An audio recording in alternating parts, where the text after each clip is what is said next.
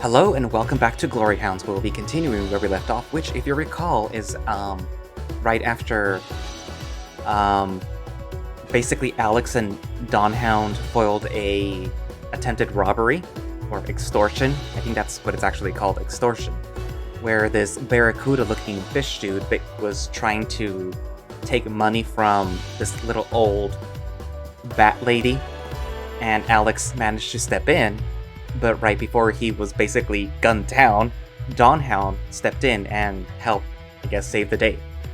Technically with Alex's help too, though. So yeah. But I wonder what's gonna happen, though, because no good deed goes unpunished. So yeah. So I guess without further delay, let's continue the rest of issue 1 of Glory Hounds.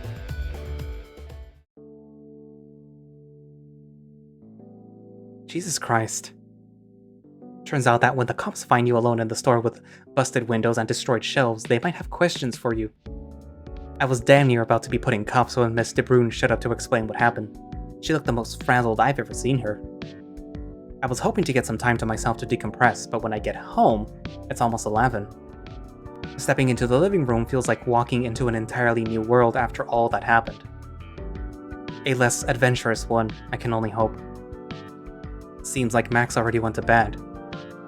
He left the mail on the kitchen counter along with some empty nectar bottles. I'll have to check it later. Once my messenger bag's on the table, I put my seriously flattened, but still edible pastries in the fridge. Most of it's taken up by what looks like to be an enormous casserole? Lasagna? Abomination? Let's go with that. There's a sticky note attached. Save some for you, Max. I touch it through the plastic foil and immediately regret what I've done. Hard as a brick and slimy as all get out at the same time. How do you even manage that?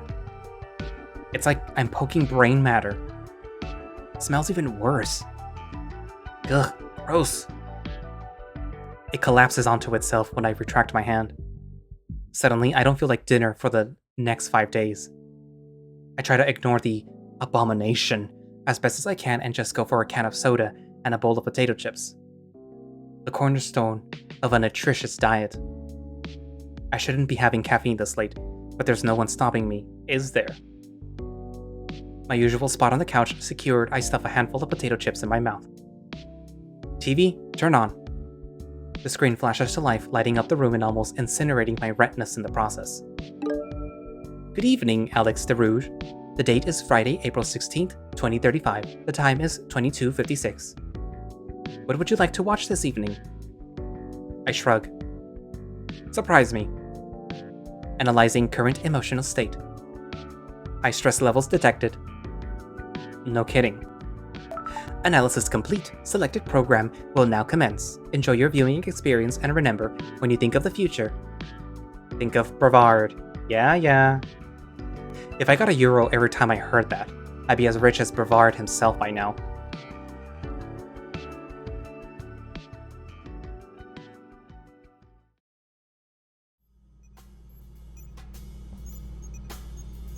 You really think he is the one?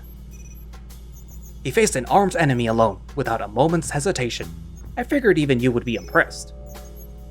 He caught the common robber unawares, and lived to tell the tale. He was reckless, careless. Lucky. Had it been real battlefield. Lighten up, Sunshine. You're taking this even more seriously than I am. And you are not taking things seriously enough. One thing to play vigilante, but to place trust life in hands of this untrained stranger would not be prudent, sir. You forget, my friend, the greatest men and women on Earth were untrained strangers once. As was I, as were you.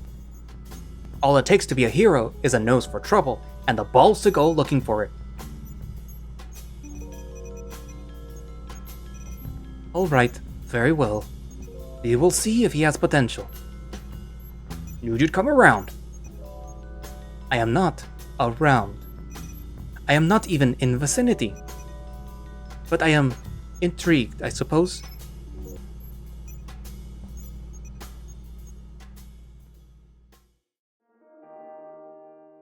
No nos pueden ver juntos, Leonardo.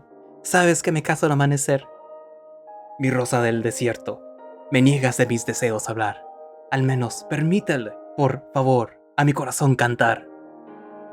Yo te Change channel. From the creators who brought the stars to the stage 3 times before, comes another galaxy-spanning adventure like no other. Adastra, on ice, relive the...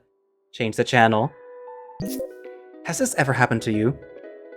I'd love to buy a car, but most models are so small.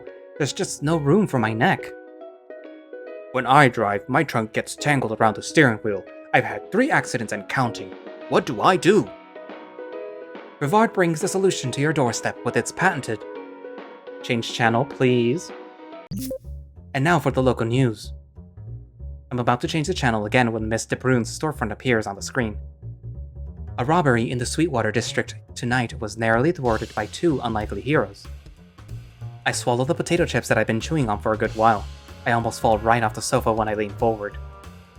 The situation seemed dire for 63-year-old store owner Maria De Bruyn after a robber claiming to work for the Saltwater Syndicate forced her against the counter, holding her at gunpoint. It's the latest in a string of recent robberies claimed by the Syndicate. Police suspect...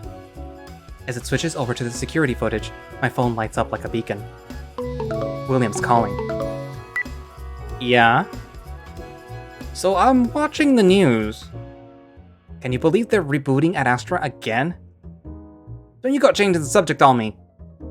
That bloke what stopped the robbery at Mr. Bruyn's place. That wouldn't happen to be you now, would it? I give the screen a glance. Sure enough, there I am, bottle in hand. At least they took the courtesy of blurring out my face. Not that it matters with all my spots. That could be anyone.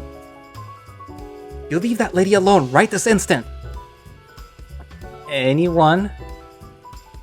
I thought I told you to give me a ring if anything happened. Shit, right. I was going to text him when I got home.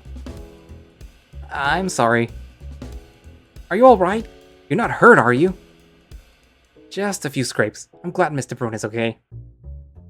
Can't say the same for her store, though. Who's the big lad? I look at the screen again just as Hound breaks through the window and strikes a pose. Oh, he just showed up, called himself the Hound? Hound? I bite down on another potato chip. Yeah, he had a costume on and everything, like the Stinger. Except the Stinger's outfit isn't quite as, whatever that was. Frankly, I'm still processing it. Crazy. I thought he was a stripper or something. I wish. What? Nothing. I hear him grind his beak. Anyway, I would have died if he hadn't been there. I'm glad you're still with us. You still got a bar tab open. Thanks for checking in. I appreciate it. You know Lou's gonna want to hear this too. Knowing them, they probably already read about it on like 10 different news sites. They'll still want to hear it from you personally. It's the snide remarks that I'm worried about. Well, that's what friends are for, ain't they? Fine. I'll let them know what happened at work tomorrow. Attaboy! Good night, Alex. See you at the hang. Good night, Willie. In other news, a spokesperson for Rolf Brevard, CEO of Brevard Enterprises, has announced plans for the company's expansion beyond Batavian borders. Change channel.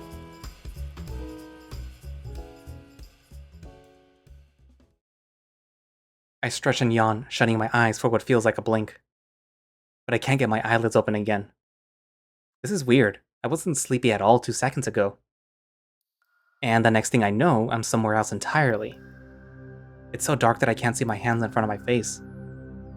I can hear the sound of water dripping in the distance. The pattern is very irregular. I prick my ears open and hear another sound, a more rhythmic pounding against the ceiling right above me. It's softer, more distant, and it moves, back and forth. Like footsteps. I try walking, reaching out to see if I can maybe find a wall to follow, but all I find is a more inky black void. Sniffing the air, I immediately retch. It smells like shit. No worse. What is this place? Someone's basement? Someone's here at last, it seems. Who's that? hard to talk while dry heaving. It's good to see you. I've been waiting for quite some time. The voice is coming from all around me, like it's inside my head. What the fuck? I try pinching myself. This is no dream. What do you want? You. Get in line. You misunderstand. That's an understatement. I don't understand anything. What are you? A ghost? Your behavior is unbecoming of you, Alex de Rouge. You're here because you feel lost, unappreciated, helpless. A ghost with a major in psychology. Great. There are many like you. The city has lost hope. But it's not completely without. Stop doing that. Stop talking through me. It needs someone to nurture it, someone to protect it. It needs you. The voice rings in my ear after it finishes talking. You will come here again when the time is right. The irregular dripping grows louder, as do the footsteps, until it's a cacophony of indescribable noise. Something shakes me and I lurch forward out of the darkness, so fast that it leaves me reeling and gasping, falling over. Buddy! Hey, buddy! Buddy! The ground underneath me is soft. It takes me a moment to realize it's a carpet. My eyes snap open. I didn't even know that they were closed. A blurry shape hangs over my head. I recognize those bright eyes. Max? I sit up, banging my head against the coffee table and knocking myself flat again. Almost got another concussion there.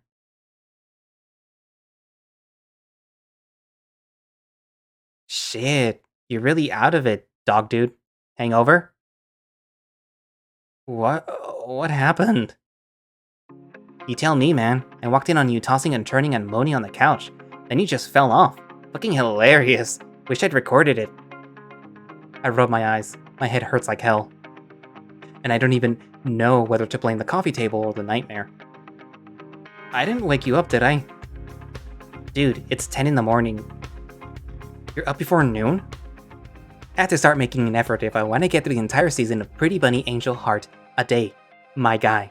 I have a lot to catch up on. I look at the crushed potato chips scattered all around me. Shit, what time did you say it was? 10? Oh no. Shit. I scramble to my feet, rushing to the bathroom. I don't look at my phone. I don't dare look at my phone. Brush my teeth, fix my fur. Buddy? Can't talk, gotta head to work! I run a comb through the fur between my ears. Doesn't help. Save a spot for me on the couch, I might just lose my job today.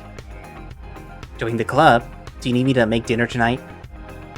No, please no. I'll, just get some takeout. Gotcha. When I decide that I look and smell presentable, I rush for the door. Max has already taken his usual spot on the couch, where he'll most likely stay until the sun goes down. Bye! See you later, roomie!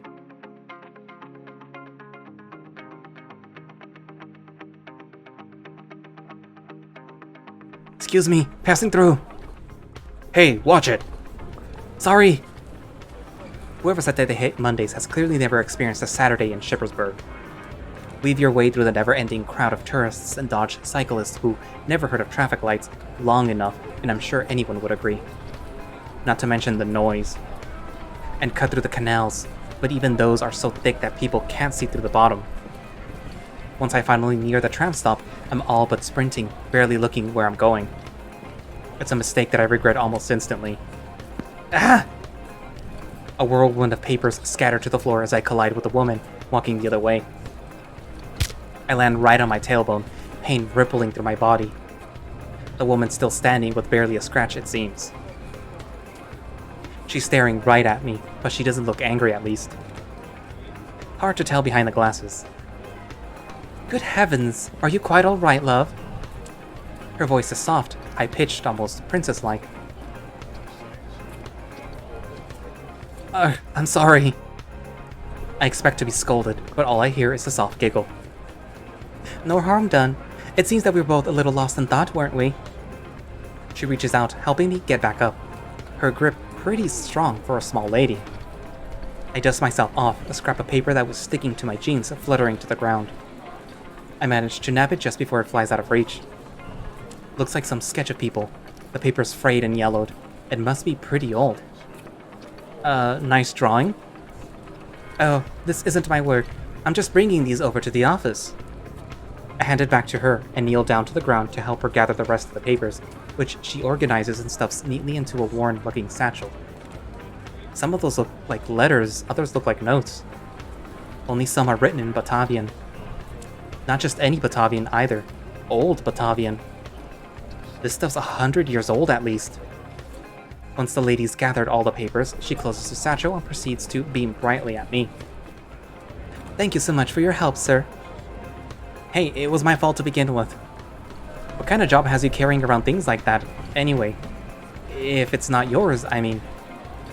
Oh, nothing special really. I'm the curator of the Obgedokit, the art gallery. Wow. We have an assortment of works from artists all over the world, past and present, famous and unknown. Nothing special. Sounds like a cushy gig to me. I've heard about it, with the expensive dress, right? The money talks gown, yes. Another giggle. One of the many fine pieces in our collection, as I'm sure you're aware. Really? I've never been. Really now? In that case, you should absolutely come by sometime. I'll be more than happy to have you. No admission required. But I'm a stranger, isn't that, Oh my gosh, where are my manners? She grabs my hand and immediately shakes it hard. I'm Fenna. No last name. I'm Alex. Presto, we're no longer strangers. Delighted to meet you. You still seem a little strange to me. I hear a whirl besides me and spot the tram arriving at the stop at the corner of my eye. Oh, there's my ride. I suppose I should be on my way as well.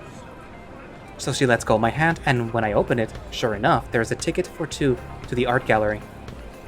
God, first a store robbery, then a weird dream, and now a guerrilla marketing trick? What is my life anymore? It was, nice meeting you, Fenna. Likewise, Mr. DeRoche. With a wave, she continues on, and it's only once I'm on the tram that I realize that I never told her my last name. What in the...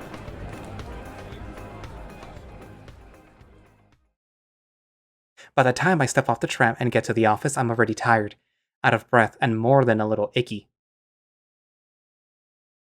So just like any other workday, really. I still haven't checked my phone. If I'm gonna be fired, I want to be fired in person. I so hope I don't get fired. Why didn't I just call in sick? It's flu season, right? Plenty of people get sick this time of the year.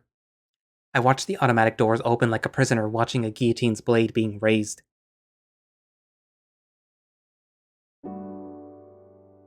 I shudder and step forward, waving at the turtle, passing me without looking.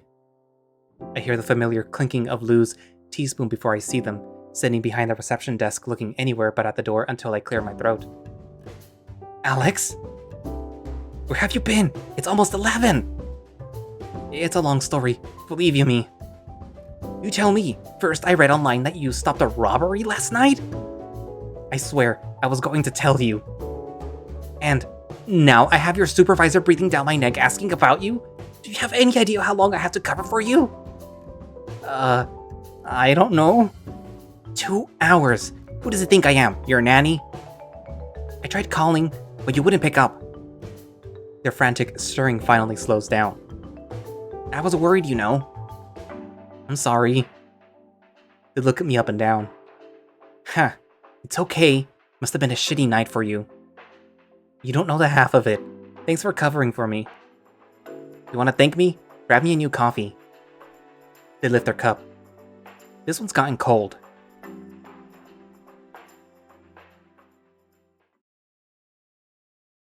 This is it. I've passed this office 1,000 times before, but in my 10 years of working here, I've only been in once. I was usually on time until today. Mostly well behaved until today. Typically wore the uniform until today. Alright, no other choice. I go in expecting the worst. It turns out that even that was optimistic. A few minutes of verbal abuse later, and I find myself in the hallway again.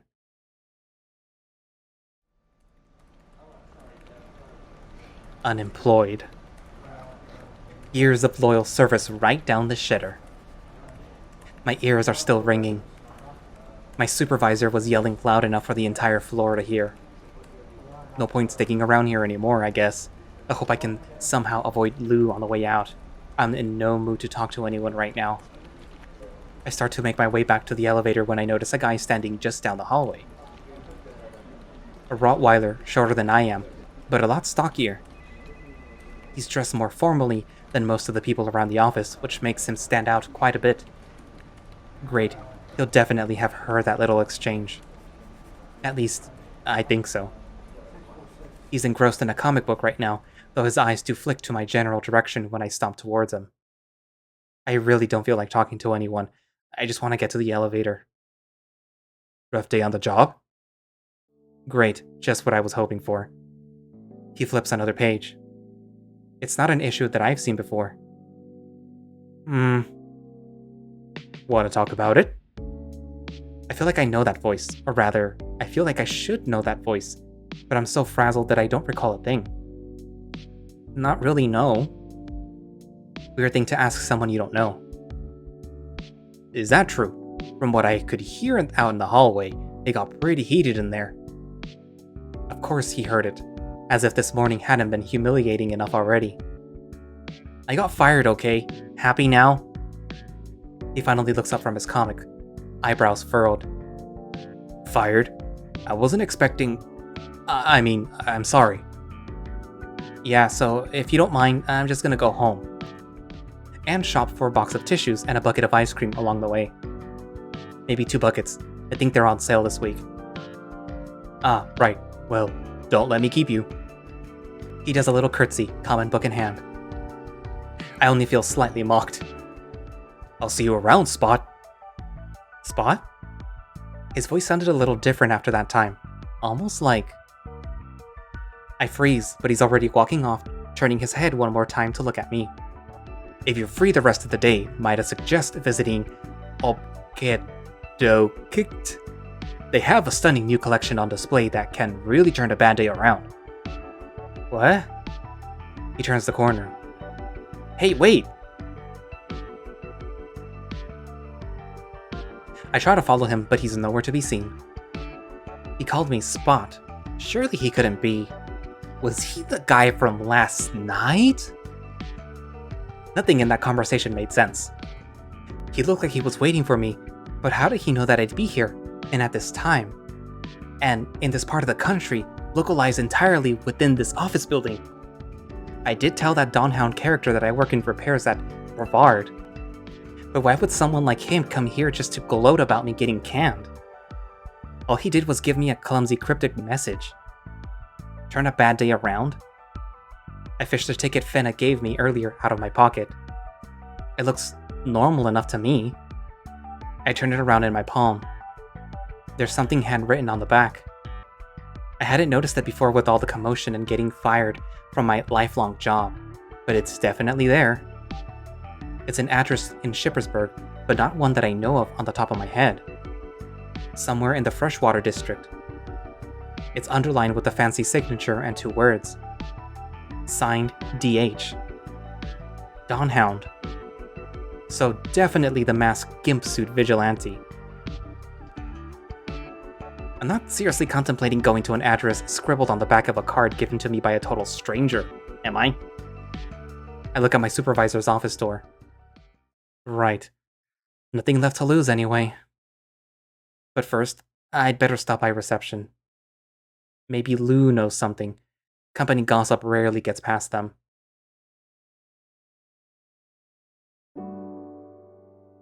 I approach the reception desk, probably for the last time. Lou is sipping a cup of coffee as always, glued to the reception's holographic screen. I clear my throat. Alex, so how'd it go? Let's just say that we can hang out a lot more from now on, because my schedule is completely clear for the foreseeable future. They frown. I'm so sorry, Alex. I tried to smooth things over as best as I could. I don't know what I'm gonna do now. I can help you look for a job posting later if that helps. There's plenty of people in the city who could use a hand. I'll take just about anything, even your desk job offer. That desperate? Very. We'll see. How about I take you out on a night on the town? Just the two of us. Thanks, Lou. That sounds great. And we'll go see that musical? That sounds less great. They laugh. What about your kids? I'll get my sister to watch them for the night. Shouldn't be a problem. I'll give you a call later. Just take it easy for now. I notice I've been getting sidetracked. Actually, there's something, important that I wanted to ask you. Lou's ears perk up, a dead giveaway that they're hungry for some juicy news. Did you see a Rottweiler come by the reception earlier by any chance? Fancy clothes, pretty buff, kinda handsome. Lou looks pensive and takes another sip of coffee. Not that I recall. That's odd, they usually notice everything. And the main entrance is the only way into the building for security reasons. Not to mention the clearance needed to use the elevators. You trying to score a hot date? I don't dip my pen in the company ink, Lou. Does it count as company ink now that I'm unemployed? Technically not, right? They raise an eyebrow at me. Last year's delivery guy would beg to differ. I know it sounds crazy, but there was something off about him. It's probably just one of the new hires. I haven't heard anything about new hires. Only new fires, as far as I'm concerned. Well, we are expanding. He looked kind of old to be new here, and well, rich. He had a suitcase and everything. They lower their voice and put down their cup. What, you think Brevard showed up to personally send you on your merry way? Their tone is sarcastic, but it still leaves me wondering. I'm not sure? Wait, you don't seriously think... I gotta go. Catch you at the hang. I'll keep a seat warm for you. Thanks. I turn for the exit.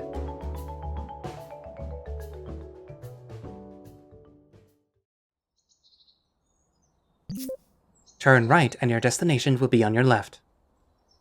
I'm pretty far from civilization now. There weren't even any trains or tram stops nearby either. I had to walk for 30 minutes just to get here. And for what? I don't see anything even remotely resembling a hero's hideout here.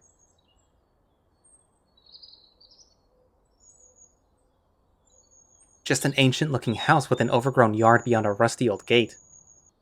Actually, that's pretty high up on the potential hideout spot list. Still, this is the address written on the ticket. I yank the gate open. The banshee-like shriek of the old metal is painful. It shuts behind me. No turning back now. Walking down the cobblestone path leading up to the mansion, I pass statues that have all seen better days. They each depict canines in combat poses, some carrying weapons that have lost their edge. These look older than the stuff that I see at museums. Maybe it's just my nerves, but I feel like they're watching me. Judging me. I sure as hell hope that this place isn't haunted. I reach the front door, which looks like something straight out of a historical drama. It's got no doorbell, just a big old pair of knockers. No signs of life inside, from what I can see through the windows. No cars that I can see either. I knock on the door. I must be going insane. Complete silence. Did my GPS lead me astray? I knock again. This time I swear that I can at least hear something inside, barely audible over the sound of the rain starting to trickle out of the sky behind me. I'm about to declare the mission a bust when, with a loud creak, the door finally is open, bathing me with a warm light and bringing me face to face with the largest crow that I've ever seen in my life. He's dressed to the nines, no, tens, face and beak, scratched and scarred. His face is framed rather nicely by a pair of glasses. I guess this is the butler. A very dashing butler who looks almost... how should I put it? Nerdy? His eyes drill into the very core of my being. I'm taller than most, but I actually have to look up at him slightly. I feel small next to him, insignificant, scared. I'd mentioned catching a glimpse of bulging muscles, but that's all I see. Muscles. Guess household chores are good for something. Good afternoon. What can I do for you? A Russ accent. So this is the guy Donhan was talking to. Combined with his deep voice, it only makes him more imposing. Hi, I'm... Master already donates to charities. I'm not here for donations, I got this. Master has no interest in essential oils or herbal supplements either. God no, look, I'm Alex DeRoche. I got this ticket with an address on it telling me to come here. It's only now that I realize how stupid that sounds. Someone shoot me. Is the robber from yesterday still around? Give me ticket. Wait, he bought it? I fish the ticket out of my pocket and pass it over. He scans the back of it with one eye, the other remains strangely still. He gives me a once-over. We have been waiting for you. There's a hint of warmth in his voice now that wasn't there before. If I wasn't still a nervous wreck, I'd say that it was almost alluring. Maybe it's the accent. You have? For quite some time, yes. He steps aside, holding the door open for me. Hurry, there is storm coming. You don't gotta tell me twice. Right, don't want your place to smell like wet dog. Do not worry, I am used to it. I sidle past him. He smells like citrus and pepper. I don't know if it's cologne or something he's been cooking. Definitely not a bad scent.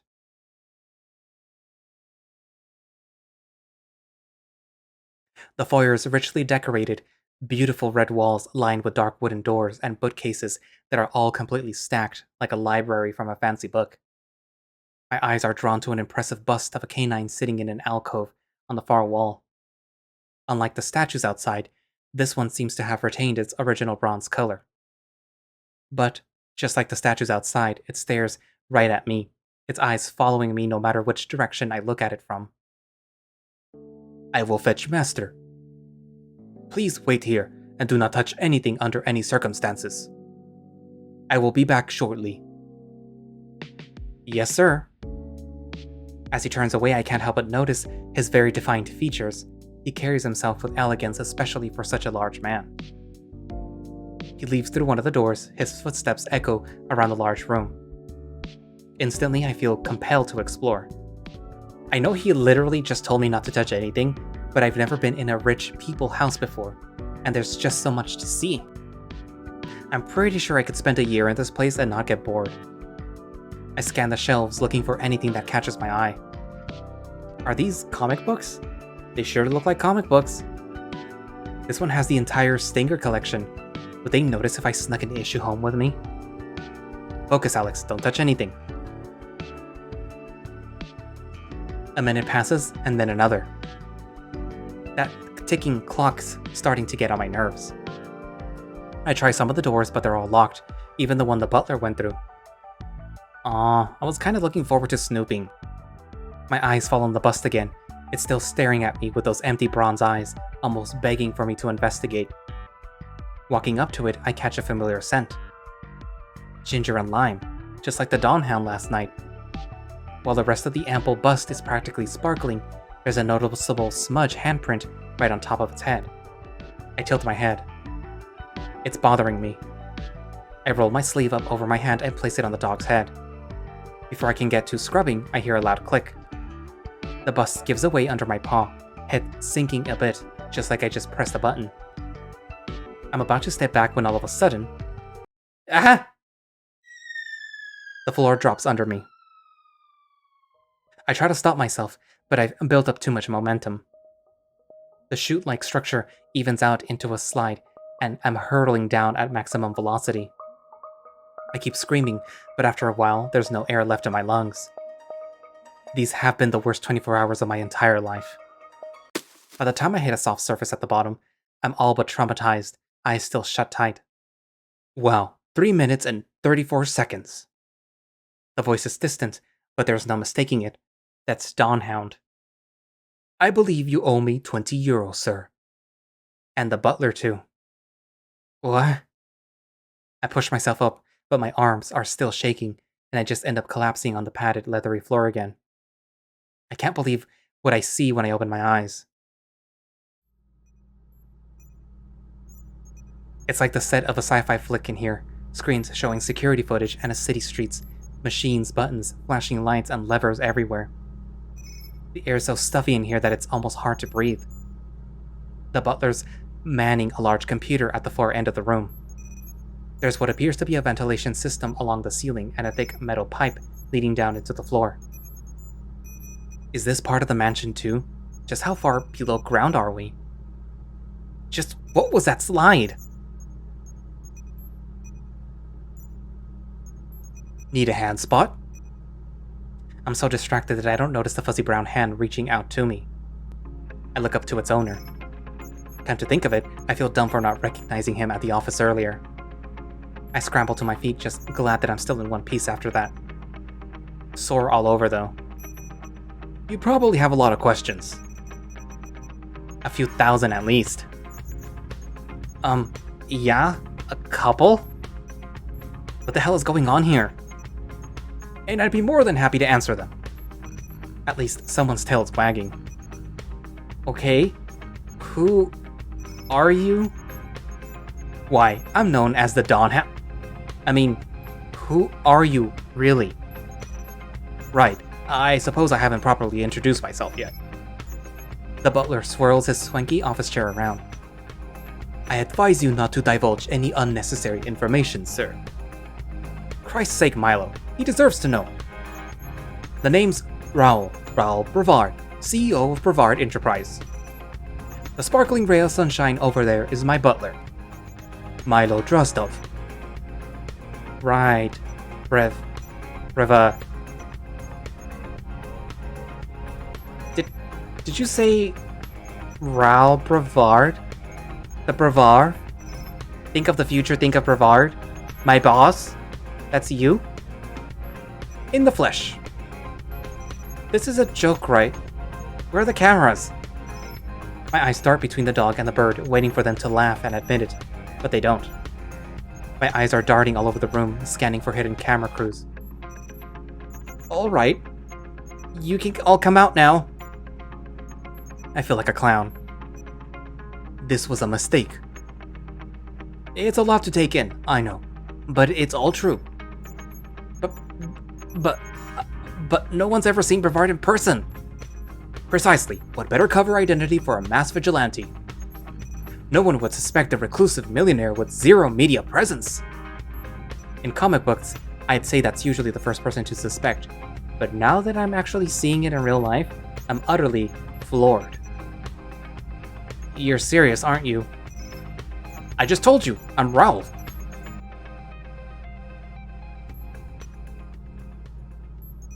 He laughs, then notices I'm not joining him and stops.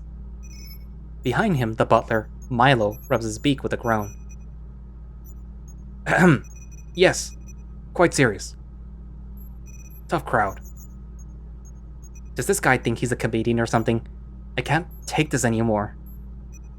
This isn't funny. I traveled halfway across the city to some huge mansion that can't decide if it's fancy or dilapidated. Then I tumble down a magic slide into an overgrown basement with security screens everywhere that apparently belongs to one of the richest people in the city. My former employer, who apparently fancies himself a pro wrestler crime fighter at night, and sends me on a breadcrumb trail to this secret lair of his? My gestures are as wild as my mind is. And you're acting like we've just had a casual job interview at the office. What the hell is all this? I've had the worst day of my life, and before I can continue my incoherent blathering, the Rottweiler puts his paw firmly on my shoulder. He's strong. The look on his face is serious now. Alex, please calm down. There's kindness and concern in his eyes. I'm sorry, this is probably a lot to take in. I hadn't quite considered that this must all be very unusual for you. That's an understatement, if ever I've heard one. I nod, his face softens back into a smile, though not as goofy as before. But there is a reason for everything, I promise. Just hear me out. I feel like I'm about to cry. I take a deep breath. Alright, Mr. Brevard. No need for formalities. Raoul? What is this place? Why am I here? We are currently at secret location, about 50 meters underground. Every hero needs a lair. As for why, we're here because I want to make you an offer. What kind of offer? Do you remember what happened last night? At the store? He nods. How could I not? What if I told you that was only one of the many recent incidents? He paces towards the row of screens, hands on his back. It's not just the Saltwater Syndicate at work. They're part of a bigger picture. A civilian such as yourself might not notice it, but there are cracks starting to form in our beautiful city. I mean, it's a big city with almost 1 million people. You'd think crime is just part of the deal. Isn't that what the police are for? Why, fight crime yourself? He turns his head towards me. The glare from the screens hits his glasses, and I can't see his eyes behind them. Mr. Brune is only one of hundreds of innocents targeted this past year alone. Someone needs to take a stand, protect the folks the police can't, or won't. Alex DeRude, last night you showed exemplary courage. Recklessness. Regardless, you saved the life of an innocent woman, as well as my own. I'd like to invite you to join my cause as my assistant. My sidekick, if you will. My jaw has officially hit the floor. When I try to force words out, all I can do is stammer and stutter. You're free to refuse, of course, and pretend that this never happened. Milo will take you home. I'll see what I can do to smooth things over with your supervisor, and you can continue living your everyday life. But is that what you want? Or would you rather be a part of something bigger? He turns back to me, a hand extended. I look down at it, then back up at him. He's got the same goofy grin on his face as he did last night. Something bigger. I've been stuck so long that just hearing those two words feels like reaching the light at the end of the long tunnel. But then I think back to how it felt helping Mr. Brune last night. How terrified I was. How I almost died. Multiple times. I can't see myself living in fear like that and coming out with a grin that big. Why did I come here in the first place? I bat his hand away. His face falls.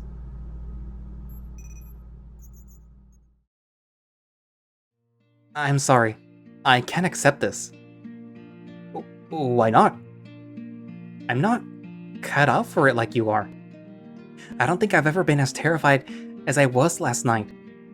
Believe me, I wouldn't be offering you this job if I didn't think that you were the right man for it. Well, I'm not the right man, okay? I sigh. I'm just a fuck-up who dropped out of college because things got too difficult. I'm sure that you can do better than that for a sidekick. That's not true. You said I could refuse. I refuse. This is all just getting too much for me. I look past him at the crow who's gone back to typing on his computer. Hey, can you tell me where the exit is? There is an elevator to your right. Okay, thanks. At least let me drive you home. I walked over here. I can walk back. Just need to clear my head. I dust myself off and brush him aside, tipping my head to Milo as I hit what I assume to be the elevator button. The door opens. It's a pretty small elevator for a place this big.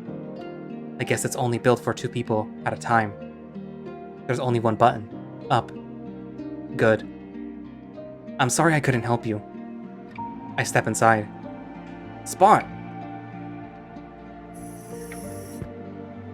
The door closes.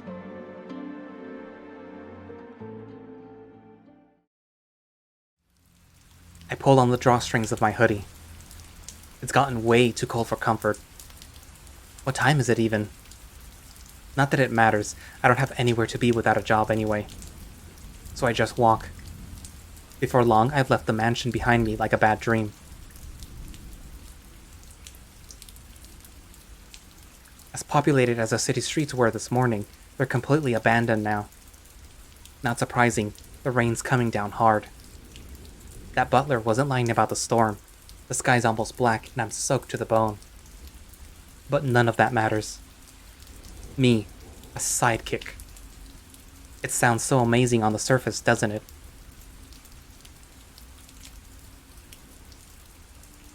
To be a hero, someone people look up to for protection, a beacon of hope. But that's just how it is in this comics. It's so difficult in real life. I could have died in Mr. Braun's shop. More importantly, she could have died if I had fucked up in there. And this mass vigilante thinks that I'm cut out for this business just because I didn't chicken out? Today showed I can't even keep a job, so how does he expect me to keep other people alive?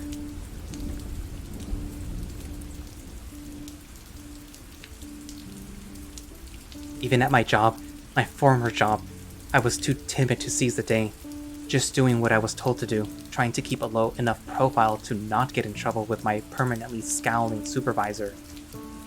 I always did a decent job, and that had always been good enough for me. The one time I was in line for something resembling a promotion, I just balked because I didn't know if I could handle the responsibility. Lou and William tried so desperately to get me to reconsider, and I've always wondered if I might have had a more successful career if I'd have taken that chance. The difference is that if I messed up in repairs, no one dies. Thankfully, even my supervisor's looks can't kill anything other than my self-esteem. Fighting criminals and saving people, though, it's not just my life on the line. What if I mess up badly enough? What I need is some time to figure things out. I'll find an opportunity again eventually. I head into the nearest store to get some much-needed comfort food. Mostly just ice cream. A couple days of chilling on the couch with the Max will do me good. A hero's life is probably overrated anyway.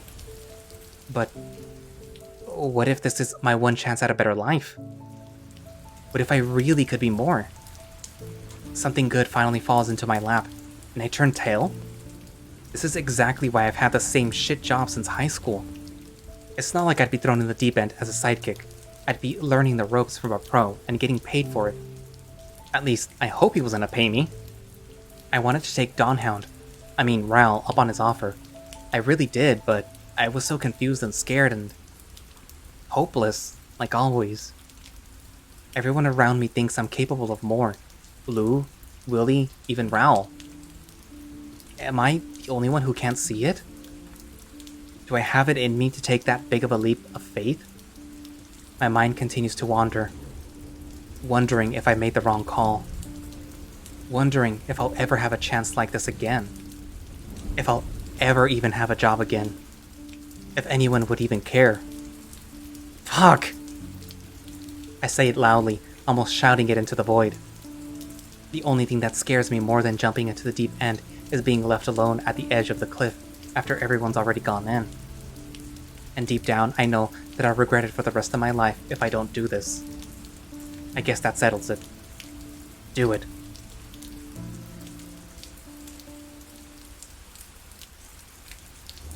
I'm going back. I just hope it's not too late.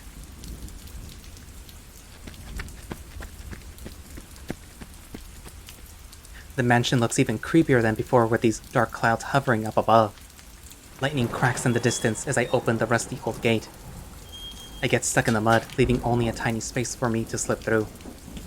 The statues along the path seem to actually, honest to God, turn their heads as I walk by. At this point, I'm pretty sure they've got cameras installed on them. Or maybe I'm on the brink of a major meltdown. I hurry to the front door, slipping and sliding over the wet cobblestone. Hello? I bang on the door. It's me, Alex! Open up! No answer. Please!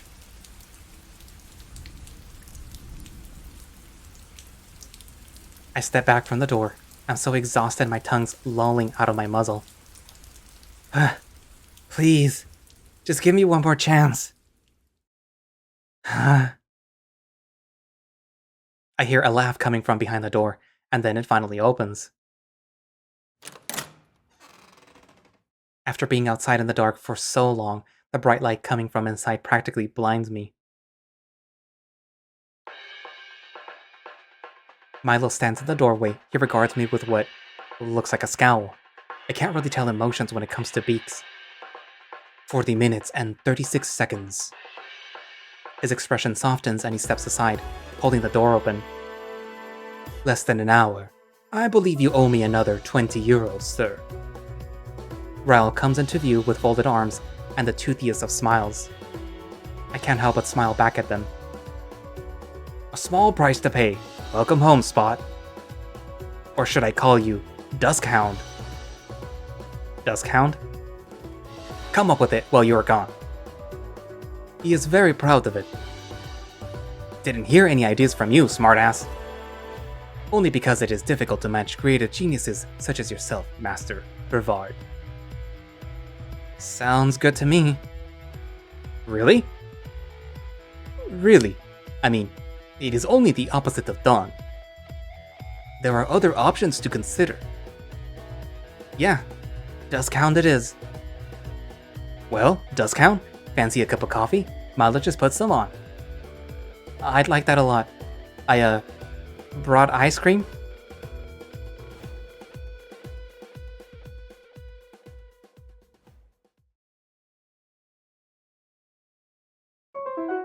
Issue 1. End.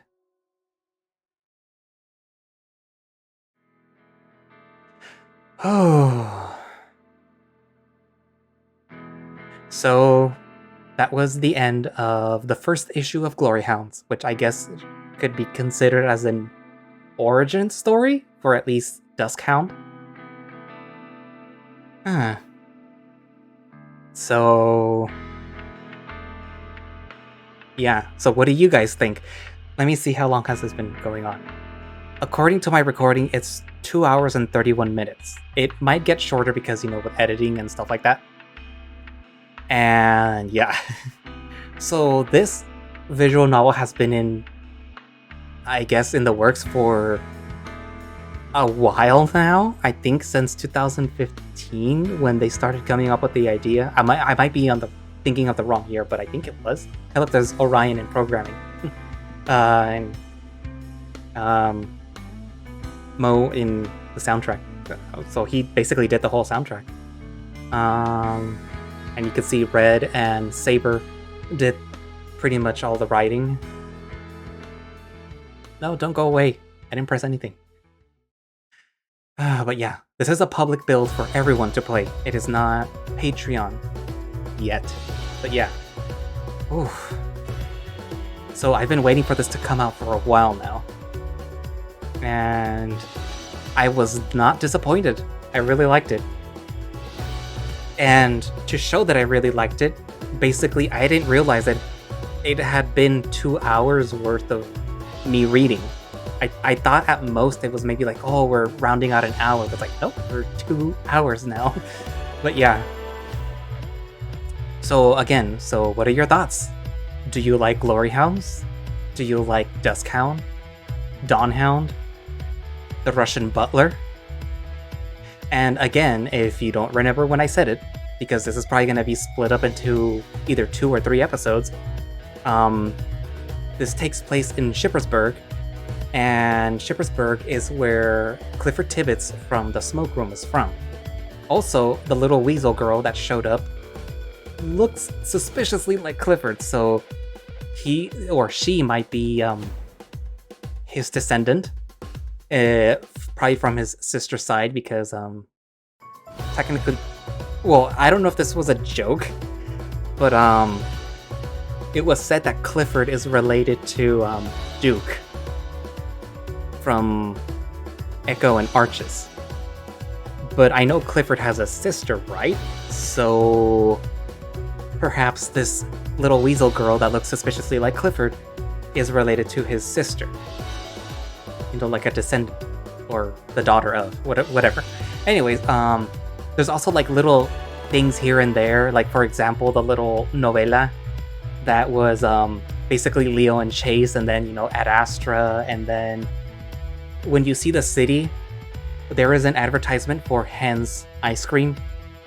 And if you recall, Carl Hendricks, his family basically runs an ice cream company, and it's basically run by his mom. but it's Hendrix ice cream. But yeah, so there's other like little things here and there that I probably missed. There are like little callbacks to Echo Project stuff, the smoke room, Echo. But yeah. So yeah, there's a lot to unpack that I'm probably missing right now. But yeah, the Rottweiler actually reminded me of what's his name? Chad, or well, more so Chad's father from Home Somewhere Else, because they're both Rottweilers, they're both big, imposing characters, except that this one is actually nice, and Chad's father is a horrible person, at least in the past. But yeah, for me at least, what's his face? The main one, the front, Duskhound. I already forgot the names, I'm sorry, I'm horrible with names. It takes me a while to remember names, even of fictional characters. He reminds me of Omar, one of my friends, who you will probably see doing narrations pretty soon on my channel. But he's like that, except he's way more lucky than he should be. Like, seriously, if I could like give him my Genshin Impact account and he just does the roles for me, he'll probably get the characters that I want without even having to do the whole pity system. He's just that lucky. The only thing he isn't lucky with is pulling Digimon cards, because I apparently pull better Digimon cards than he does. Anyways, but yeah, back to the visual novel. So I'm curious to see how this story is going to develop, because for now, like I said, it's gonna be in like kind of like a comic book format. So each time you're gonna get an issue. So the next update is going to be issue 2, and I'm assuming it's gonna pick up right after he started talking about his origin story, right in front of that one chameleon, evildoer person, or it's just gonna continue with like him being trained. But yeah, I guess we'll just have to wait and see what happens. And there's one tiny little design thing issue that I have with his design, and it's the little star tongue piercing, because for some reason I feel like he's gonna end up swallowing it and it's gonna end up stabbing him in the throat, in his stomach or something. Like, I'm assuming it's not made out of metal, but it's shining, so it probably is. So we'll have to see. Also, I just noticed a little design that goes through all 3 of their little things, where Dawnhound, right? Yeah, Dawnhound, if you notice on his belt and on his chest, he has like that weird little thing where it looks like a semicircle with like 4 little circles on it. And Duskhound, on his jacket, he has it right there. And then Milo has it on his, like, I think it's called lapel. So I guess that's sort of like to say that it's like, it's their insignia, sort of like with, Batman. So it's like the bat insignia, but it's, the Dusk or Dawnhound insignia. I don't know. But anyways, but yeah. So overall, I really like the first issue of Glory Hounds, and I'm really looking forward to seeing what else they have in store. Also, the fact that the cast, or at least the characters that show up, are a lot more diverse than you would normally see in a visual novel, where it's usually just canines, humans, and the occasional cat or something like that. Right here you have a crow, you have a different type of canine, you don't normally see Dalmatians, and you have fish people, you have a bat, you have insect type creatures, the moth, there's a rooster, and I think in the promotional artwork you could see a whole bunch of different characters, and the Ahab character you'll eventually see, because I have seen I think it's like the character, what do you call it, the concept art of Ahab, and he's like this giant like whale character that like towers over Milo. Well, not Milo, the main character. Dawn Hound. But yeah. God, what did I suddenly forget his name? But yeah. So you'll get to see even more different species eventually, I guess. And I guess that's all I can think of right now. Eventually, when I start editing these videos, I'm gonna remember other stuff. But anyways, so I guess the only thing that's left to say is that I really like this, and that I really hope that you guys liked it too, and that I hope that you look forward to the Glory Hounds, you know, going forward in the channel. But yeah, so I guess that's it for now, and thank you all for watching / listening. If you would like to play Glory Hounds yourself, you can find it over on itch, and you can find a direct link to it from the Glory Hounds' own official Twitter page, where you will find a direct link to the itch page. And I'm assuming, since they're still part of the Echo Project, that you can find a direct link to their Patreon page for the Echo Project, which, you know, encompasses all the main Echo stories, the Adastra stories, and now Glory Hounds. Eventually there will be more coming from the Echo Project, I think at least one more thing, because I know George has his own private project, which I don't know if it belongs to the Echo Project or if it's going to be its own thing, but you know, we'll see when it comes out. And I know kind of what it's going to be about, but I'm not going to say what it is, so you guys will have to find that out later. So for now, I guess that's it, and the only thing that's left for me is to edit this into 2 or 3 videos, and then record the intros and outros for those later. So I better get started. So, but yeah, anyways, so I'll see you guys in the next videos. Bye-bye.